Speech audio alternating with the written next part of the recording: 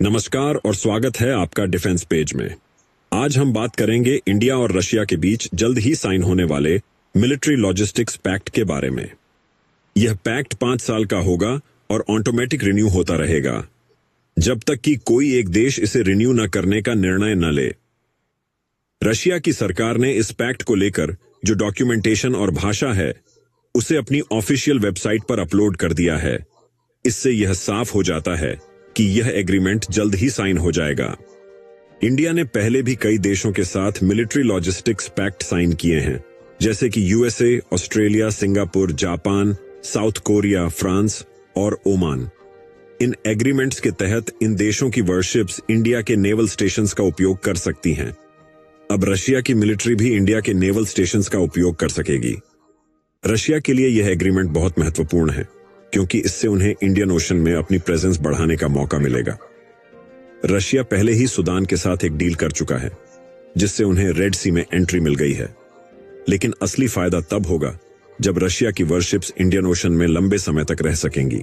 India और Russia के बीच यह एग्रीमेंट दोनों देशों के लिए फायदेमंद होगा। रशिया को इंडियन ओशन में अपनी प्रेजेंस बढ़ाने का मौका मिलेगा और इंडिया को रशिया के नेवल पोर्ट्स का उपयोग करने का अवसर मिलेगा। हालांकि हमारे पर्सपेक्टिव से रशिया के नेवल पोर्ट्स का उपयोग उतना महत्वपूर्ण नहीं है, लेकिन आर्कटिक एरिया में एंट्री के लिए यह उपयोगी हो सकता है। इंटरनेशनल नॉर्थ साउथ कॉरिडोर के प्रोडक्शन के लिए भी रशिया की नेवी का इंडियन ओशन में होना बहुत महत्वपूर्ण है। इस एग्रीमेंट से रशिया को इंडियन ओशन का बड़ा एक्सेस मिलेगा, जिससे उनका व्यापार और प्रेजेंस दोनों बढ़ेंगे। यूएसए इस एग्रीमेंट से खुश नहीं होगा, लेकिन इंडिया यह मैसेज सेंड कर रहा है कि हमारे रिलेशंस रशिया के साथ स्पेशल प्रिविलेज्ड हैं। चाहे यूक्रेन वॉर हो या कोई और इशू, इंडिया और रशिया के बीच के रिलेशंस मजबूत बने रहेंगे। तो ये थी हमारी आज की चर्चा इंडिया और रशिया के बीच मिलिट्री लॉजिस्टिक्स पैक्ट पर। अगर इस टॉपिक से रिलेटेड कुछ और डेवलपमेंट्स होती हैं तो हम आपके लिए एक अपडेटेड वीडियो लेकर आएंगे।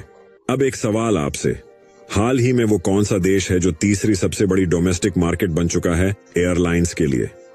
ऑप्शंस हैं जर्मनी, इंडिया, ब्राजील या जापान। सही उत्तर कमेंट सेक्शन में लिखें।